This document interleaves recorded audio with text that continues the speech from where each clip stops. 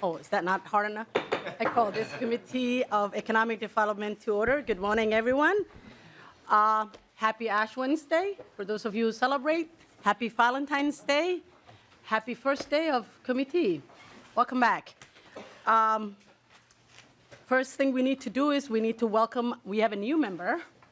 We need to welcome our new member, Rep. Liz Ryer. Do you want to introduce yourself quickly?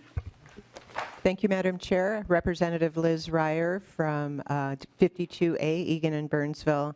Happy to be here joining the committee this year. A great partnership with my assignments to workforce development and capital investment. Thank you. Thank you. Welcome. I want to take this moment to thank Rep. Ruth Richardson, for her service and her commitment to equity and inclusion. Wherever she is, I'm sure she's not missing us, but we miss her. We also have new staff members. First, I want to give a moment for our new Republican research staff to introduce himself. Thank you, Chair. My name is Ryan Wiskirchen. I am the House GOP researcher for this committee. This is my second year as a researcher. I also do pensions and state government. So I'm imagining this will be a little livelier than pensions usually is. So thank you for having me. Thank you and welcome. We also have a new committee page. Do you want to say your name quickly? I'm Natalie, for everybody that can hear me. Thank you and welcome to this committee. We also have a new House research. You want to introduce yourself? Sure. Thank you, Madam Chair. Members, Justin Cope, Legislative Analyst, House Research Department. I'll be staffing this committee this year, so looking forward to working with you all. Thank you and welcome. Thank you. Welcome, everybody. We have two sets of minutes that we need to pass, or to adapt. Okay, all right. I can't find my words. The first one is the minutes from February 7, February 7 joint hearing in North Mankato with the workforce development. Jerjong, would you like to move the minutes? So moved, Madam Chair. Any discussion? None? All right. All in favor? Okay, you guys are gonna have to give me a minute to catch up. All in favor of adopting the minutes from February 7, please say aye. Aye. All opposed? Meetings are February 7 are adopted. The next one is meeting from our last hearing on last year on March 24. Lead Kosnick, do you move the minutes of March 24? Madam Chair, I move the minutes of March 24th. Thank you, Lead Kosnick. Any discussion on the minutes? All those in favor of adopting the minutes from March 24, 2023, please say aye. Aye. All those opposed? Meeting of March 24 is adopted. All right. Considering today's our first day back, we will start welcoming the new deed commissioner. He's not super new, but he has been, he has joined us in mid-session or maybe the end of session. He would have to tell us that. Commissioner Matt Valerick, welcome to the committee. He will introduce himself, and then we will have the deed staff.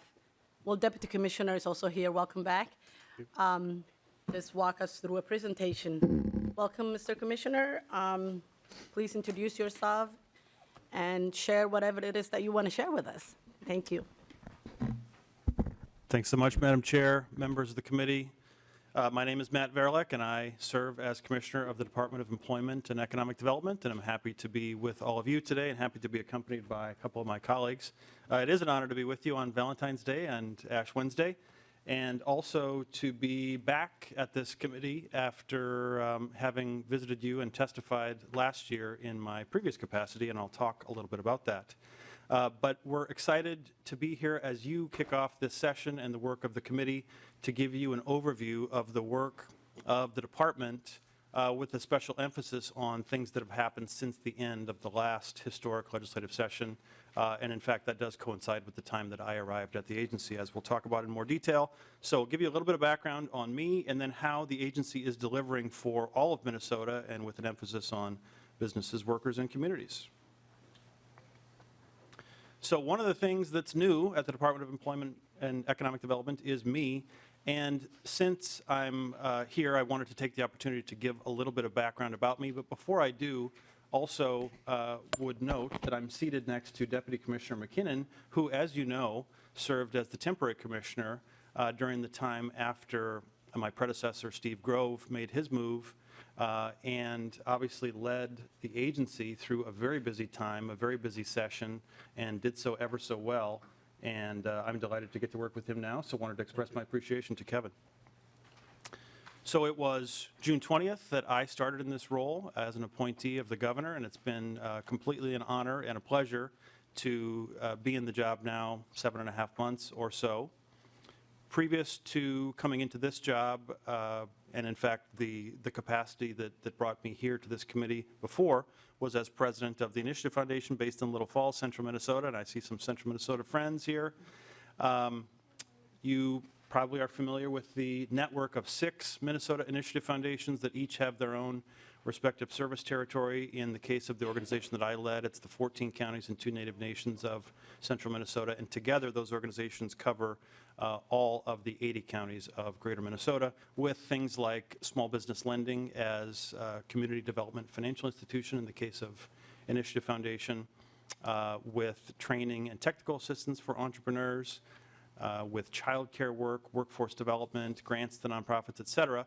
And in many cases, the work that those organizations do are using state funds in partnership with DEED and other state agencies. And so that familiarity that I had with the agency through collaboration with partners at DEED was part of why I felt like this would be a sensible transition, and was honored when it all came together. You can see the next bullet is that before I joined the Initiative Foundation, I had a couple of roles at the U.S. Small Business Administration, because small business issues are a passion of mine. So I had a role for a couple of years in Denver as regional administrator, and then I served as chief operating officer for the SBA for the last couple of years of the Obama administration. And then, since we're talking about jobs and a lot of business work too, something that I think didn't mention in the previous committee, the Workforce Committee. And by the way, my apologies to those of you that heard some of this once already this morning. We'll try to mix it up with a few new things. One is that I also spent 5 years working for an energy commodities brokerage, so some private sector experience where I got to see markets being created in real time, which I think is relevant to the work of our department.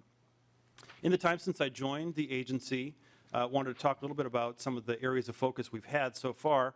As you can see, that first bullet under early areas of focus is to note that remote meetings, meetings by Zoom and Teams and so forth are valuable, and they certainly have their benefits in terms of efficiency, but there is no substitute for in-person meetings. And so I spent a lot of time traveling all over Minnesota to get to know both the good that the agency has already done in partnership with lots of entities around the state, but also to learn what things we can be doing better and where some emerging areas of need are, et cetera. So as you can see in the slide, if hopefully that's visible to you, have been to places like DigiKey in Thief River Falls, Polar Semiconductor, ST Paper, Microbiologics in my home market of St. Cloud. I live just north of St. Cloud in rural Benton County.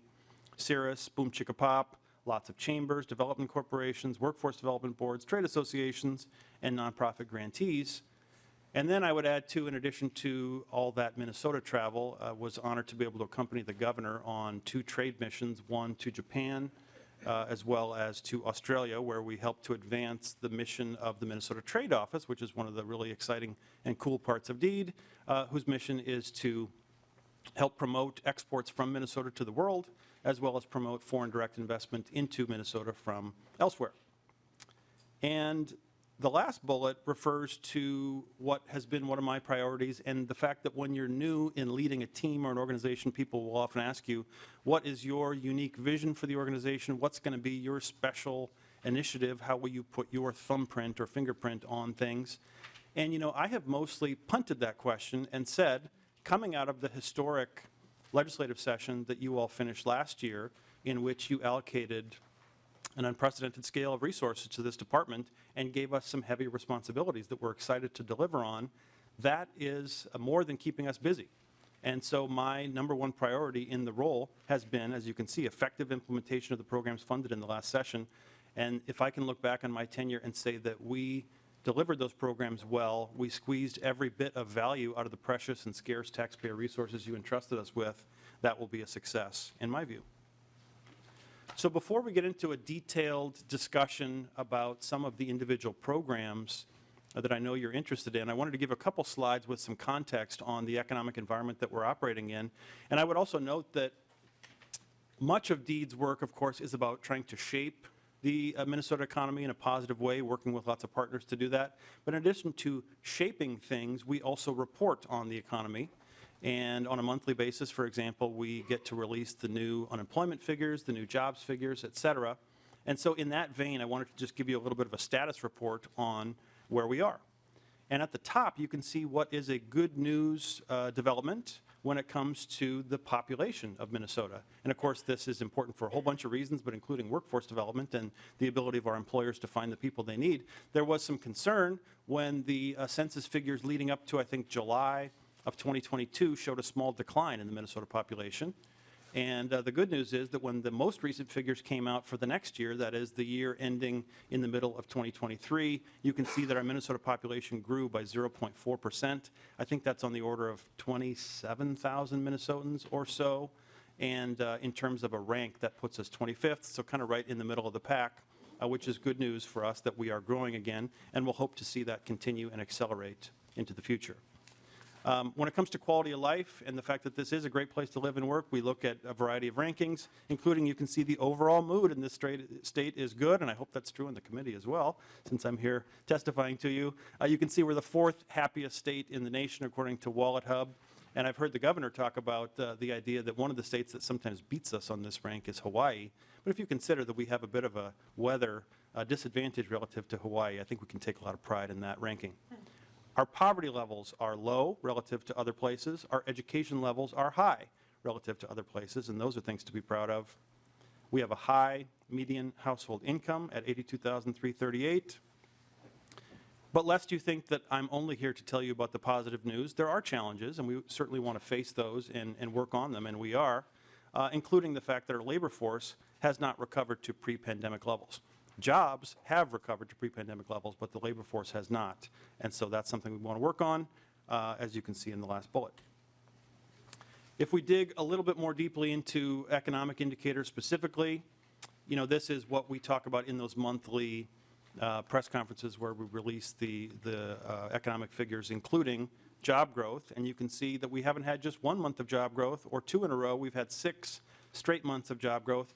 And it's important to note as well, when we talk about job growth, it's not just positions being created, but rather this measures people gaining employment into those positions. And so businesses and other employers are finding people. It's not as easy as they would like, and certainly we want to drive more success there, but they are having some success in bringing in new people. And you can see the total number of jobs in Minnesota is the highest it's ever been at over 3 million. The unemployment rate, as we've known for quite a long time now, is low, and specifically 2.9%, the most recent time we reported on it. That continues to be somewhat below the U.S. average. So this is a source of pride in the sense that the economy is strong. And I mean, I was at the Minnesota Chamber Priorities Dinner 2 nights ago, and someone said from the stage, almost every employer in this room is hiring, I'm guessing, and that's a great situation to be in, but it also means workforce challenges.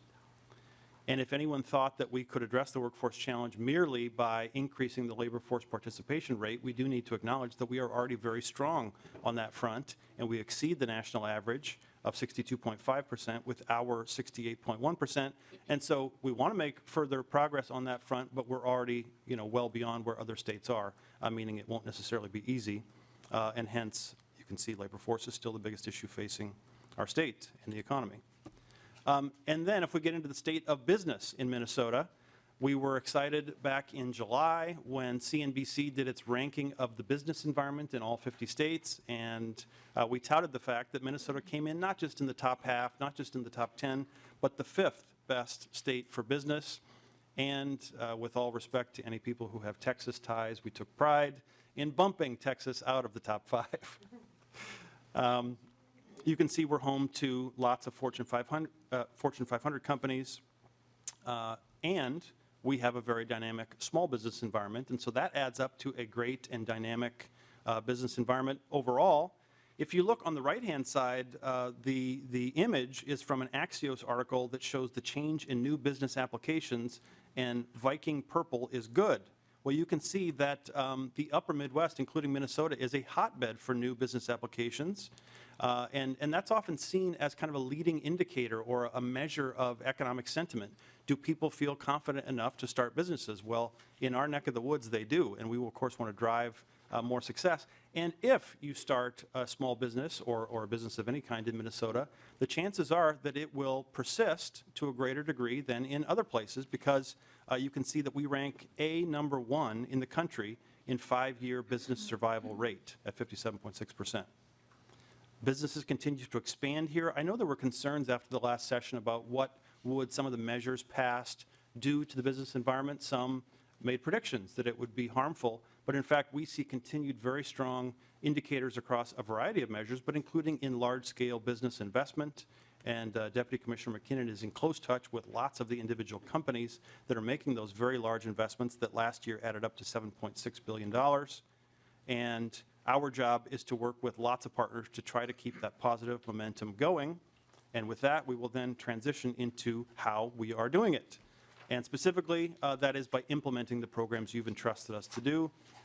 You and the rest of the legislature allocated $1.8 billion, which of course is a level that is in excess of what we've had in the past, following a historic session in 2023. We are focused on implementation, as I mentioned already. And that is how DEED delivers, which of course is our tagline as we attempt to deliver for businesses, workers, and communities. With that, I could pause, and I was going to transition to the Deputy Commissioner, but happy to engage questions. Thank you, Commissioner. I think we have a couple of questions, but before we go to the question, I just want to highlight all the stuff that you shared is wonderful news. But what I would have loved to see in that slide is also the disparities. Yes, Minnesota is a wonderful place to live, but there's also another story that is parallel to that reality that, BIPOC Minnesotans are not doing as great as white Minnesotans, that the disparity, whether it's median income, whether it's, business ownership, whether it is workforce, the challenges are not, one size fits all for all, and it's not, and the success stories are not all, the same. So I would have loved to see, while Minnesota is doing great and the median income is, you said 82,000, I believe? Yeah. Yeah, but I would have loved to see what the median income is for the Latino community, for the Black community, and for our, indigenous community, so then that we have a real picture of what's actually going on. So hopefully we'll see that in the future. But I'm going to transition to question. Lead Kosnick, you have a question for the Commissioner? Thank you, Madam Chair, and thank you for being here, Commissioner, and congratulations on the new post and being at this committee for the first time. Madam Chair, your comments, I think members on this side of the aisle share some concerns with that. We understand that making sure that all Minnesotans have a ability to participate and make their lives better. Sometimes we'll disagree on the policy to get there, but I think we recognize your concern too, so thank you for pointing that out. Commissioner, I had a question in reference to labor, and I know this isn't the Labor Committee, but if you could touch on, we have a lot of policy direction and activists and stakeholders coming to us saying there's short labor, they want the state to help increase pay and retention, the pensions area and retirement benefits. What is your thoughts on that? I guess I would be concerned that when the state gets too involved, we're manipulating the market and actually creating more kind of inflation and competition where everybody's, we're just creating more pay is great for people. I'm concerned about manipulating the market, but the bottom line is we have a shortage of workers and just paying the current workers more. How does, I'm concerned that doesn't really solve the worker shortage issue, and there's probably other things that the free market and employers and business managers can figure out to attract their employers but just competing on higher hourly wages and retirement benefits, whether it's police officers, teachers, manufacturing, all across the board. Every industry needs employees. But when we start to manipulate that, I'm not sure we're solving the problem. What are your thoughts? Thank you, Mr. Commissioner. Go ahead. Thank you, Mr. Lead Madam Captain, Chair. Sorry, Yep, Mr. sorry. Commissioner. Madam Chair, Representative, thank you for the comment and the question. We, of course, want Minnesotans to be able to afford the expenses in their daily lives. And so wages are something that we watch carefully, because as much as there is true economic strength across the country, and especially in Minnesota right now, if you look at consumer confidence or some other measures of how people are feeling about that very strong economy, there has been a lag in terms of public opinion not quite aligning with the economic strength that we see at a macro level. And that's partly because there have been difficulties in affording expenses, things like childcare, things like utility costs, rent, et cetera. Now, fortunately, that has improved quite a lot in recent times, and I feel like that is a lot of what motivated some of the moves that were made in the last legislative session to help people afford things. At DEED, we work on the child care issue, and employers, of course, need to do what they can to maybe change how they recruit, change how they retain employees, probably have to always be looking at wages that they offer so that they are competitive. And then at the state level, what are we doing to make this a great place to raise a family and a great place for workers? Well, I think when you have parents with children and they see that we feed all our kids breakfast and lunch, that makes Minnesota an attractive place. When you see that lower income people can go to school, to higher ed with no cost through the North Star Promise, that makes us an attractive place. And then at DEED, with our paid leave program, we are very excited about the fact that we're going to be, I think, the 15th state to have this, and it will mean that Minnesotans won't need to face the very difficult decision of either financial security or caring for themselves or a loved one. We think as the story of some of those measures gets told, this becomes an even more attractive place to work and to raise a family. That's why we're also happy to see the increase in population. And then at our sister agency of Explore Minnesota, they, of course, have an allocation as well to do Explore Minnesota for Business and Talent, which will help to tell the Minnesota story in other places, since we know that not everyone has time to study everything that I say or you say in committee hearings. Well, thank you for those comments. Oh, We'll leave it at Thank that. you, Mr. Appreciate it. Commissioner. Do you have a follow-up, you said? No, we'll debate later. Okay. All right, well, thank you. Oh, Rep. Schumacher. Thank you, Madam Chair. And Commissioner, the slide about the state of business in Minnesota, the CNBC ranking, I see these rankings all over the place all the time, and I know they all use different formulas. Could you just remind me and the rest of the committee what criteria CNBC uses on this? Commissioner. Madam Chair, Representative, I don't have it in front of me, but I think for folks that look at that and say, this seems different from maybe what we see in other rankings, yeah, much does depend on the methodology. And I would say, I think in the CNBC case, they take kind of a broad interpretation of things like tax and regulation and permitting, which I know we certainly should talk about, but also educational attainment, infrastructure, broadband is something that we work on directly at DEED. And so if you take that broad picture of quality of life in a place, and does that make it attractive to find those workers you need, to start a business, and then you look at the fact that we have that #1 ranking for 5-year survivability, those are all, positive indicators of the strength of the economy here. Do you have a follow-up? No. Thank you, Mr. Commissioner. Are there any other questions? All right, we're going to transition to the next part of your presentation. Go ahead. Thank you. And with that, Madam Chair, I would invite my colleague, Deputy Commissioner McKinnon. Welcome. Please introduce yourself and proceed.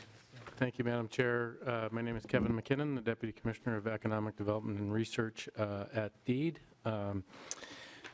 I want to give you a little sense of where we're at after setting up a number of different programs that you're probably interested in hearing from me today about. I will give you that update, but before I do, I just want to touch on some of the other things that are actually going on in our department, which quite frankly, all of our regular programs that we have were all funded as well. And to back up a little bit of what the Commissioner was saying, we are extremely busy through a lot of our existing programs. So our staff obviously continue to process a number of different programs that I've mentioned here on the slide. Which is also an indication of what is actually happening in communities and with businesses all across the state. So we've been extremely busy with our programs that we've had in operation for 1, 2, maybe 20 years.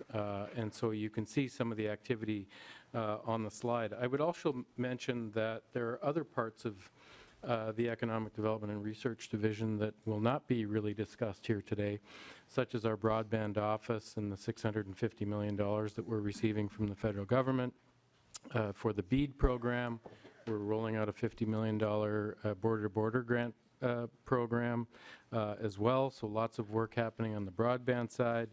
As the Commissioner mentioned, I also oversee the Trade Office, which has been extremely busy with their global efforts over the past year, and additionally the Research Office, which you hear about monthly through jobs reports and other economic analysis that we produce. So staff have been extremely busy. As mentioned, we roughly received about 10 times what we normally receive in a year.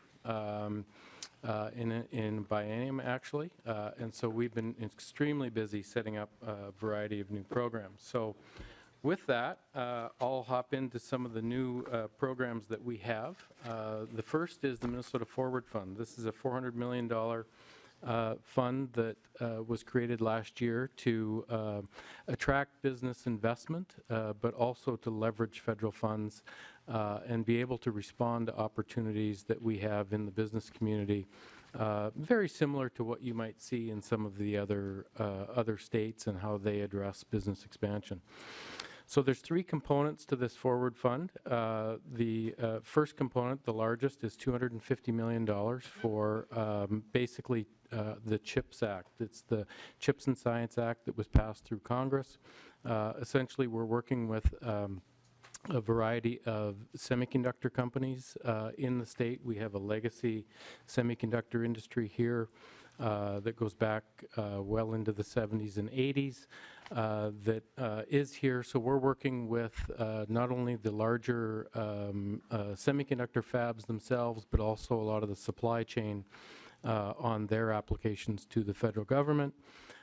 This money that we have will be used to match any awards that are made by the Federal CHIPS Office.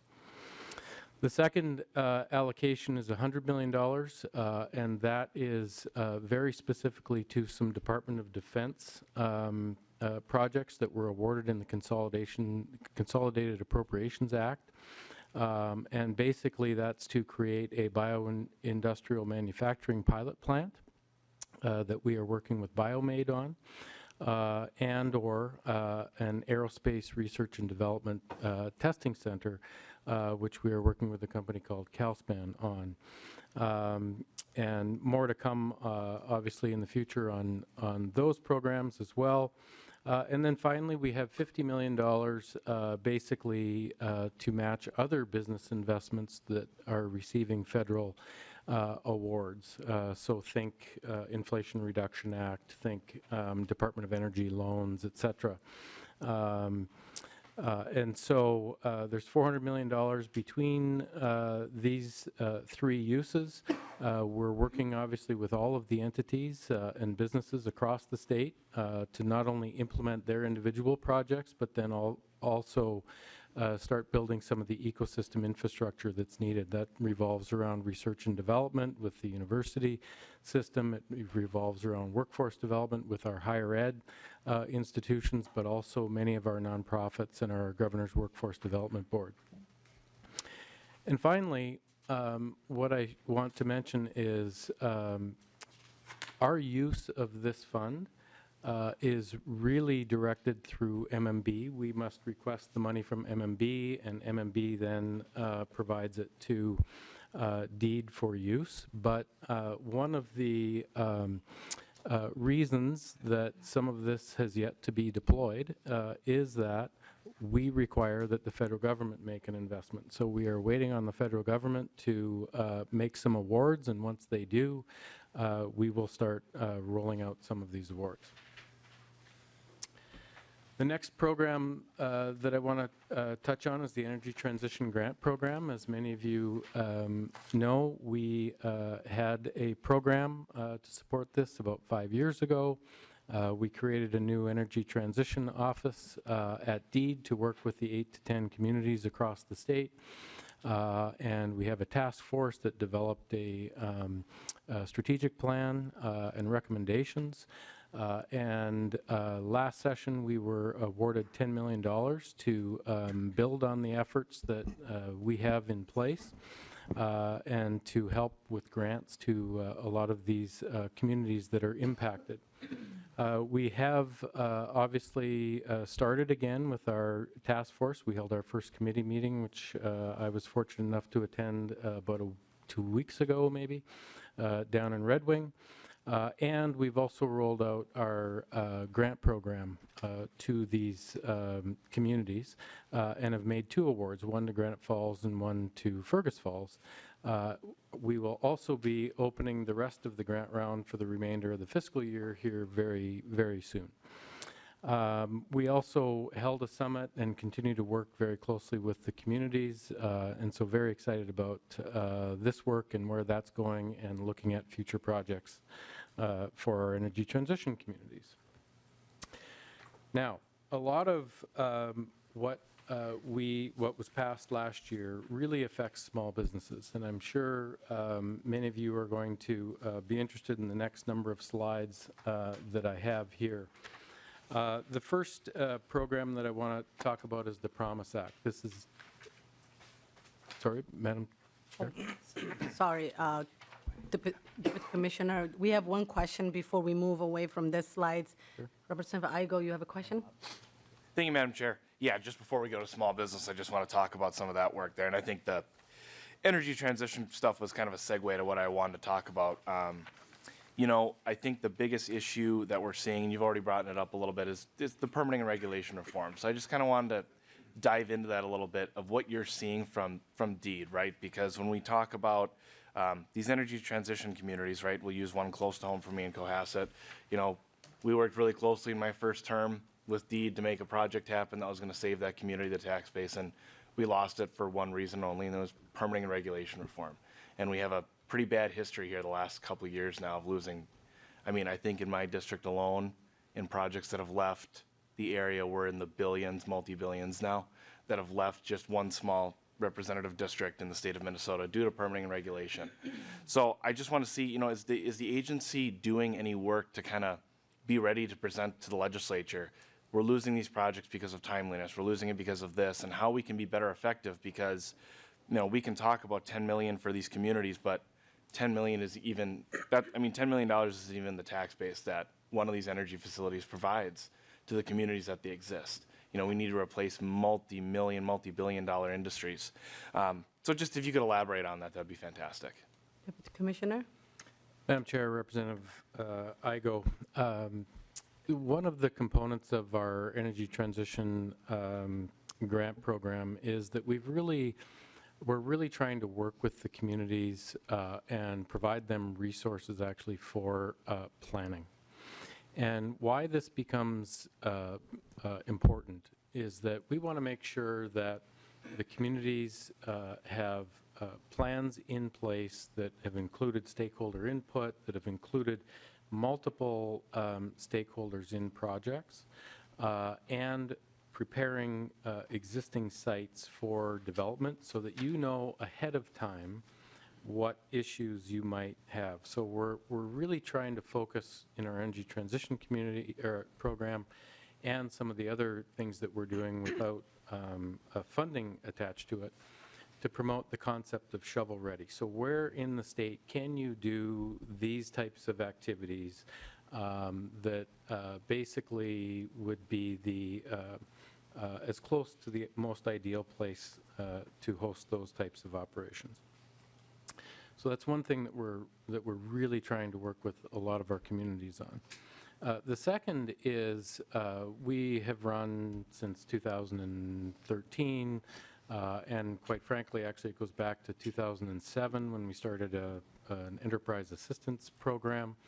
But what we call right now the Minnesota Business First Stop, and this is all the commissioners, a variety of deputies and program managers, all get together and talk about a variety of projects that come through the system, and obviously many of them start at deed. What we do is try to get ahead of the things that are coming and bring projects to this group so that they can be vetted, so that the groups can actually work with some of our permitting organizations on some of the challenges that they may face after certainly submitting. So we're trying our best to get ahead of and to educate projects that we see to understand what it's going to take to ultimately get permitted. Where I think a lot of this, where you can't control some of this stuff, is legal challenges and other things that our regulatory partners are far more familiar with than I am, and would be the ones to actually talk about. But we are trying as a group of state agencies, and particularly from an economic development perspective, to be as effective and as efficient as possible for our clients that want to look at our state, but also then to find places where some of these types of activities could occur. Thank you, Deputy Commissioner. Do you have a follow-up? Just briefly, yeah. So thank you for that. I just, I think it's a conversation that we need to be bringing everyone to the table on. The Chamber of Commerce is doing some great work. I think that state agencies and us as legislators should really be working on, because I think it's also a unique time when we go back and we look at like the CHIPS matching funds, right? Those are time, we have time to get, a set amount of time we have to get those done. And if we don't fix our permitting regulation systems where we can get that done in that time, we're going to lose. And the $250 million we put aside for Minnesota to really become a leader on, we're going to lose again. And I guess that's my biggest thing I want to strain on as we go into session right now in economic development, is that we need to start talking about these things, because, we can have small businesses keep emerging and do the, the mom and pops ones and twosies, but we need pillars of our communities. These large job providers, they're going to be there to provide hundreds of jobs, invest in their communities, and build the relationships that make Minnesota great. But we need to have those pillars, and I just would hate to see, we lose on this CHIPS because we can't get a shovel on the ground in 2 years. And then I get to read about in the New York Times how it took 6 months in Mississippi. So I just really want to stress that for the committee and for the agency. I know you guys are aware, so I look forward to the partnership we can create and get those things fixed. Thanks. Thank you, Representative Igo. Lead Kosnick, you have a question? Yeah, thank you. And Commissioner, you have some very great staff behind you. We always appreciate the Deputy Commissioner, and I don't remember your exact title, but you're Director of Government Relations. Government Relations. I wasn't sure if it was that or something else, but we always appreciate that. And so you got good people. Some of the great programs on the financing that I know are important to communities throughout the entire state. The Job Creation Fund, Investment Fund, the Angel Tax Credit. Hopefully we can do more on that. And I was able to have just this fantastic group of young guys just out of college a few years take advantage of the launch program. And I toured. You sent notice that they received a small grant, and they're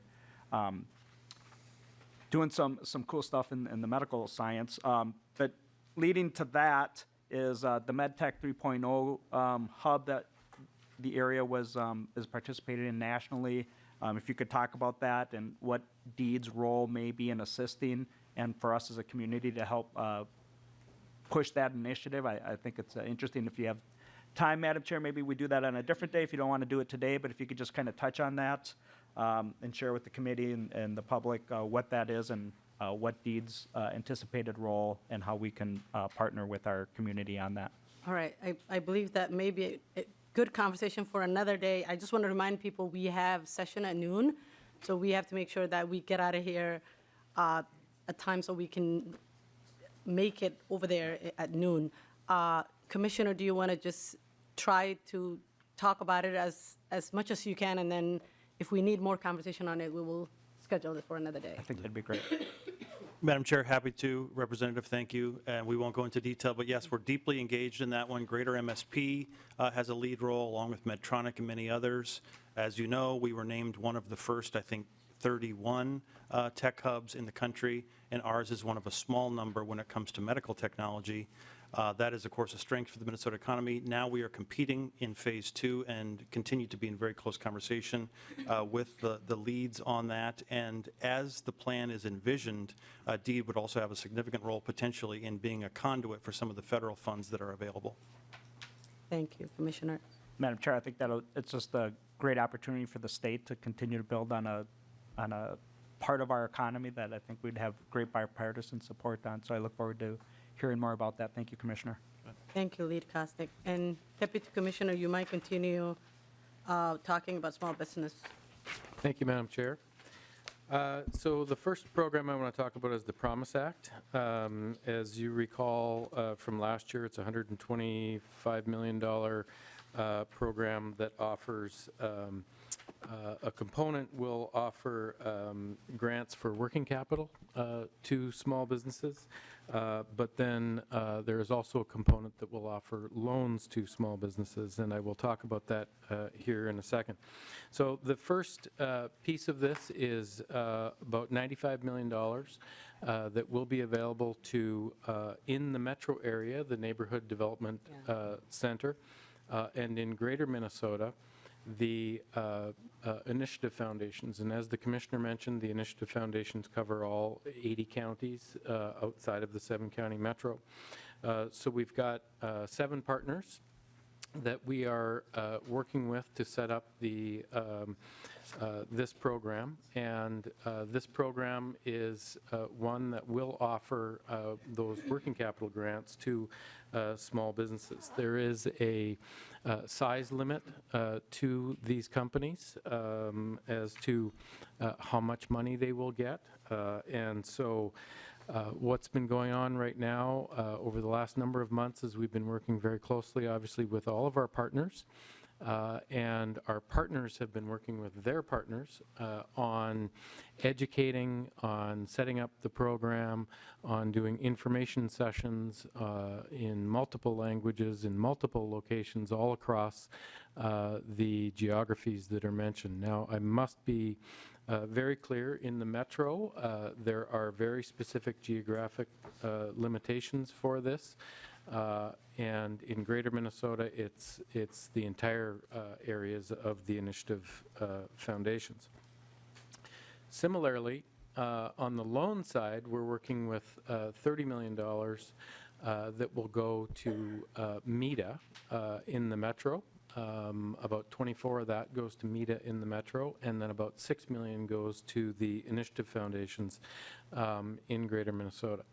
Similarly, we are working very closely with all of our partners on building that pipeline to be able to understand what loans are going to be in the pipeline, and working with businesses on the requirements for these.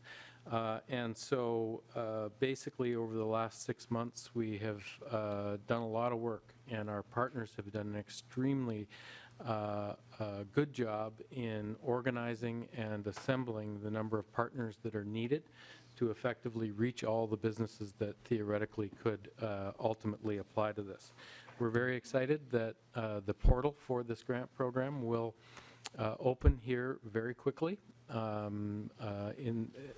can't give you an exact date right now, but there's a lot of testing going on to make sure that we can have all the data, retain all the data, make sure that everything looks appropriate, and we can share it amongst various groups that need to be involved. So it's been a monumental effort setting this program up, and we're really excited that this will launch here very soon. I'm also very proud of our partners and our partners' efforts to really get out into the communities to make sure that people understand this opportunity and what's coming in front of them. So I think with that, I'm sure there's probably going to be some questions after. I could probably just proceed and take them at the end. Yes, That go ahead. works, Madam Chair. The second program that I want to mention is the Expanding Opportunity Fund. This was a $10 million appropriation to deed for which we will make basically loans to our nonprofits who are our partner lenders all across the state to give them additional capital to lend to small businesses. This is much like a program-related investment that they might receive from a philanthropy. We will basically be under contract with these nonprofits for 10 to 12 years. And in 10 to 12 years, the nonprofits will be required to pay us that money back. We charge a very small interest rate on our partners to help with our administration of this program over the next 10 years, but essentially it helps these nonprofits with their balance sheet. It enables them to attract more capital, whether it be from federal resources or where, and allows them to deploy this capital to businesses that they're serving. We have gone through an RFP process. We will be announcing these awards here very soon in March. And again, are very excited to work with a lot of our partners on getting more capital on the street. Our Small Business Assistance Partnership Program. This is actually a long-term program that we've had for many years at DEED. But basically, it's funding to provide to our nonprofits to provide business and technical development assistance services. We work with a whole host of partners all across the state to provide those services to small businesses in their region. Many are culturally specific, as you might guess, and particularly here in the metro. And we were awarded, or we made awards of $12 million to 41 organizations to assist us in delivering this program.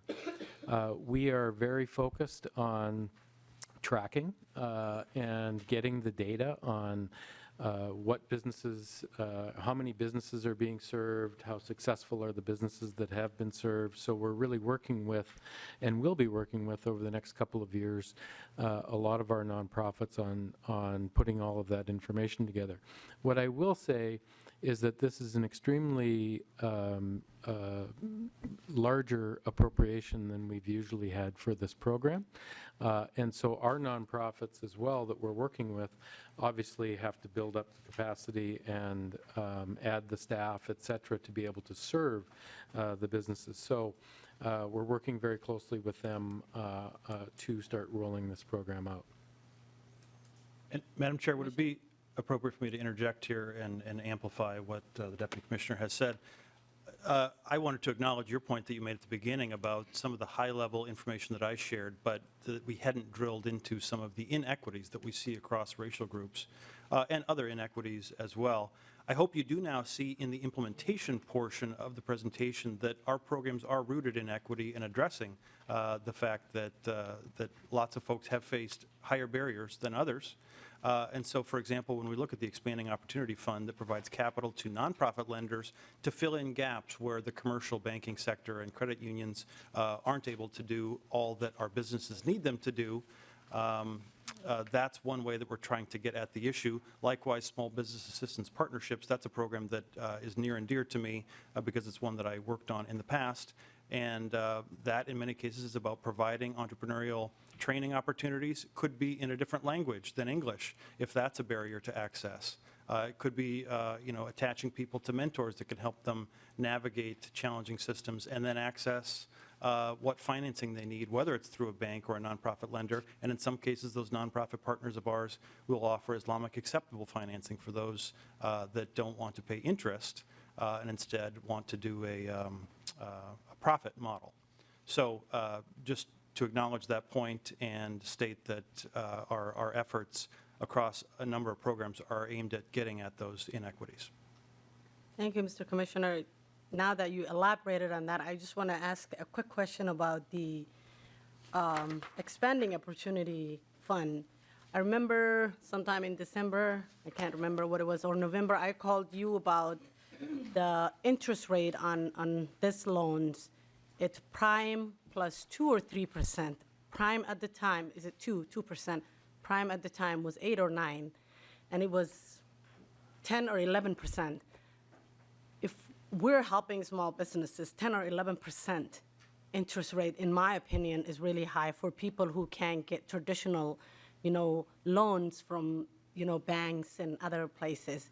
So I don't know, I know this is set up way before my time, but I have a problem with that. I really think that we should rethink that model that says we're going to charge people prime plus extra percent because they don't have access to traditional loans. Well, if I could go to Wells Fargo and get a loan with 8 or 9%, why would I want the support of nonprofits that add extra, percentage? So I don't know if somebody want to walk me through the model or the idea behind the prime plus extra percent for people who can't get traditional loans from banks. Madam Chair, I'll try to walk you through how this actually works. The Wall Street Journal plus 2% is the maximum rate a nonprofit could charge. They don't have to charge that, and many don't, but some do. And traditionally, when you're lending capital, a lot of it is based on risk, and that's essentially, one of the factors that you're making in doing some of these loans. The second factor may be if a business went to Wells Fargo and they needed $50,000, but Wells Fargo only gave them $40,000 at 8%, and they need another $10,000 to finish their project. This, in some ways, can be a gap, irrespective of what the interest rate might be, to get them the capital that they need to ultimately move forward. Ultimately, is it a question of us as to what the interest rate goes that we tell our nonprofits that they must charge? We would follow what's in the law, and in the law, obviously, it says Wall Street Journal plus 2%. So that is the maximum they can charge. We don't really have any authority to go in and say you can only charge 4%. And remember, a lot of these nonprofits are using these fees and this interest to actually pay for their staff to ultimately administer the loan. Are there ways that we can explore fixing that? I would say yes. There are probably ways that we could look at that, and certainly look at underwriting maybe some of the administration of those loans. And happy to have that discussion. Thank you, Deputy Commissioner. I know it's the law, but we're here to sometimes change the laws if they don't work for the people. That's why we have election certificates, but I have a problem with that. And also, you said they don't charge, most of them don't charge more than 10%. I recently heard CDFI is charging up to 36% of interest, which in my head is outrageous. So I really think we need to look at this law and also the way that some of these nonprofits are working with our communities, because people who can't get traditional loans shouldn't carry the burden of, like, if I can't go to the bank and get a loan, I shouldn't carry extra burden and pay a higher fee than the person who can go to the loan. The whole idea of using this nonprofit is so communities who don't have access can have access. So, and I know this is not you, but it's the way that this whole thing is set up. In my opinion, we gotta go back and look at it, because I have a problem with the prime plus 2% issues. Thank you. You might continue. Go ahead. Thank you, Madam Chair. Just to continue a little bit on the small business assistance partnerships with 41 organizations, we cover the entire state, whether that be Advanced Thief River Falls, whether it be the East Side Neighborhood Development Company, Greater Bemidji, Leech Lake Financial Services, Lower Sioux, MCCD, Ready, Red Wing Ignite. I could list many of these organizations, but they are statewide and they are very important to us in delivering and actually working with businesses on the ground.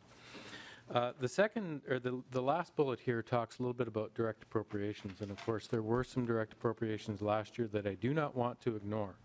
And the reason is you can see the amount of money, over $30 million that went to 16 or 17 organizations to do basically the same thing.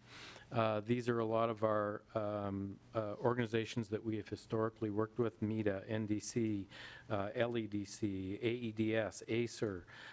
We've got some other folks in there, whether that be Minnesota SBIR, whether it be Enterprise Minnesota, who received money as well, P-Fund, Quorum, Latino Chamber, CETA. So again, I don't want to overlook all these other organizations that aren't necessarily in our Small Business Assistance Partnership Program, but that did receive some technical assistance money for us. This is our ecosystem. This is where your small businesses go for services. These are the people that we employ to provide those services to those businesses. So we're very thrilled to continue to work with a lot of our partners to advance small business in the state. The next slide is just real briefly on a couple of programs. Our Small Business Development Center program, if you recall, there was a $500,000 appropriation last year to help them, our 9 regional centers across the state, with some of the federal matching requirements that they have. This program offers no-cost technical assistance through our universities and some of our nonprofit partners across the state. There was obviously over 4,000 businesses served through this program, and this program's been around for many, many years. It is sort of the gold standard of delivering technical assistance. They work with many partners, including here in the Metro with MEDA, NDC, et cetera, to actually provide a lot of those services. So we continue our great work with the SBDC program, and then of course the Launch Minnesota program that was brought up earlier. We continue to help build that ecosystem for startups and entrepreneurs in sort of technology-based and innovation-based industries. We have a grant program, obviously, that works with businesses to help them with some seed capital, but then also provide money to organizations across the state to actually provide that technical assistance. Moving on to childcare. We last year had now record money to... Before you move to childcare, my vice chair has a question. Thank you, Chair, and thank you for this information. With regards to the types of businesses that these loans go to, I think I would like to see a report of like what kinds of businesses we are supporting through this small business partnership program and the small business development centers. I also wanted to flag that last year we made critical investments in LGBTQIA businesses, and I don't see that reported here along with some of the other breakdown of clients that were served. So if you could follow up with us and both let us know what types of businesses that small business partnership loan program is and grant program is supporting, and also how many of our LGBTQIA businesses were supported, I would appreciate that. Deputy Commissioner? Madam Chair, we can certainly get you some information on that. What I will say is the Small Business Assistance Partnership Program is not a loan program. It is a technical assistance program. And so it's all about your marketing, how to get financed, how to reach customers, et cetera. The other piece is the loan, so we can give you breakdowns of sort of who gets that. The majority of businesses that will be served through partnerships are retail and service. So it's your Main Street type businesses. You have a follow-up? Just a follow-up, I mean, in the state, we're facing a mental health crisis like we've never seen before, and so I'm asking all of our agencies to really give us a breakdown of how are you interacting with these. That's why I want to see the breakdown of what types of businesses these are, because if we're going to adequately address the mental health crisis that every single one of our constituents is asking us about, we need to see how we can maybe start to examine how to flow some of these funds to businesses that are starting therapy clinics or some of those other services, including transportation services for people with disabilities and more. And so that's what I'm trying to get to. Obviously, we're not necessarily going to resolve this session. I'm just saying for future growth and as we continue to do this investment, I'd like to see how DEED can start to integrate with some of the mental health crisis workforce issues we're seeing. Mr. Commissioner. Madam Chair, Representative, thank you. And this happens to be one where I recall from my previous role, my organization was a grantee of this program, and to the Deputy Commissioner's point, used the Small Business Partnership Funds to do training programs for a wide variety of people, some of whom go on to start a business, some of whom say, you know what, now that I learned all this stuff, it's not exactly for me, and we think that's appropriate and still valuable. And sometimes it turns out that 2 or 3 years down the road, they start a business. One that did start out of that program is, I believe, called Bridges Healing Center in the St. Cloud area. And it is led by a Somali American providing mental health services in a culturally tailored way, which is a big gap and a need. And I think then the organization later was able to make a loan, given that that person had a great business plan that they helped put together through the program. So that's how this can work well. But have we done enough on that? Certainly not. There's a big need yet to go. I also know time is running short, and so I will end there and invite my colleague to continue. Deputy Commissioner, go ahead. Thank you, Madam Chair. Childcare. So we had $15 million appropriated to us last year for childcare. I'll talk a little bit about the new office that we are setting up, the Office of Child Care Community Partnerships. But prior to that, what I will talk about is a grant round that we run. Basically, we've run a grant program for communities, basically, that are building new capacity, that are investing in the quality of their child care locally. And we have a grant program that provides up to $300,000 for communities that are doing child care projects. So we just opened our largest grant round ever with $5 million, I believe, for this year.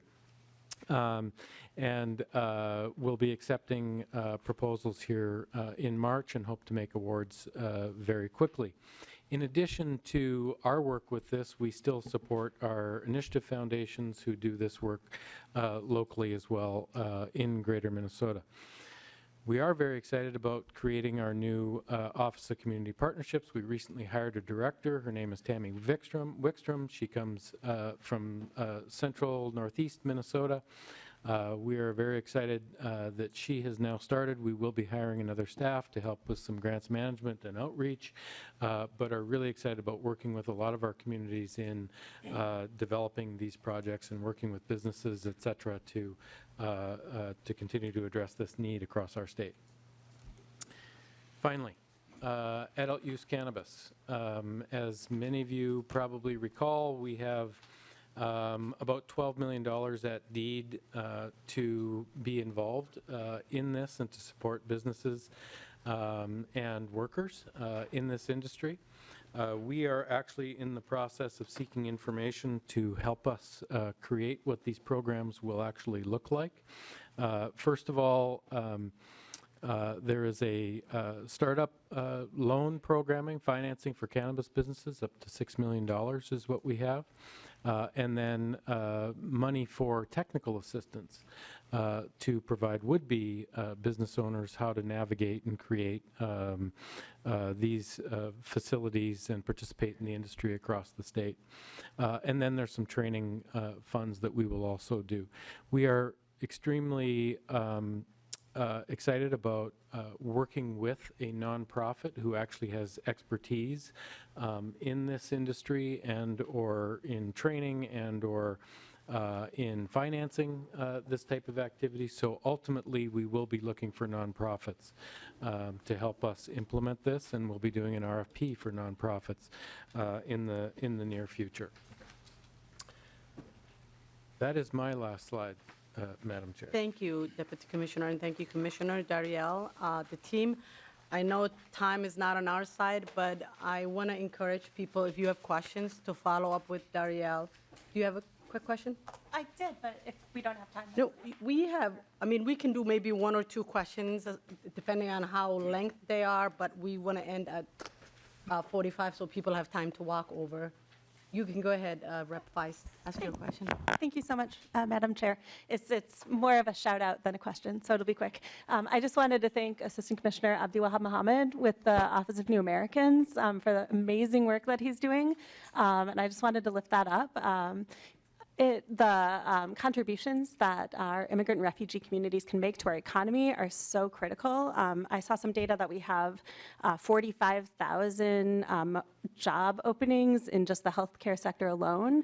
And so it's so important that people who are coming here are able to integrate into our economy and contribute to the greatest extent of their capabilities and their licensure that they might have had in their home country. So I'm just amazed by how proactive this work is, and I'm excited to see what DEED will do with the funding that we gave last session to expand and make permanent that office. Thanks. Thank you, Rep. Feist. I'm sorry, I should have introduced our Assistant Commissioner. Do you want to come up and say a word or two, or? Come on. My apologies for that. It's first day of school, you guys, so just bear with me. Thank you, Madam Chair. Thank you, members of the committee. My name is Abdul Wahab Mohammed. I have served in this office since last April, and here to thank the members of the committee and other House members who have supported the creation of an Office of New Americans that will be funded through state funds to focus on integrating new Americans into our economy, solving the job numbers that we're having, and of course into our economic prosperity for the state. Thank you, Assistant Commissioner Mohammed, and thank you for the work that you're doing for new Americans throughout the state. I'm sure all of us appreciate that work. I do have questions, but I know where to find you guys. I wanted to ask questions about Promise Act, cannabis, and also accessibility to some of these programs. So I'll have to schedule another meeting. And I know others have questions, but please feel free to reach out to the Commissioner. Deputy Commissioner Dariel is always here with us. Thank you both, the Commissioner and Deputy Commissioner, for this presentation. Thank you, Dariel. Thank you, Assistant Commissioner. With no further business, we are adjourned.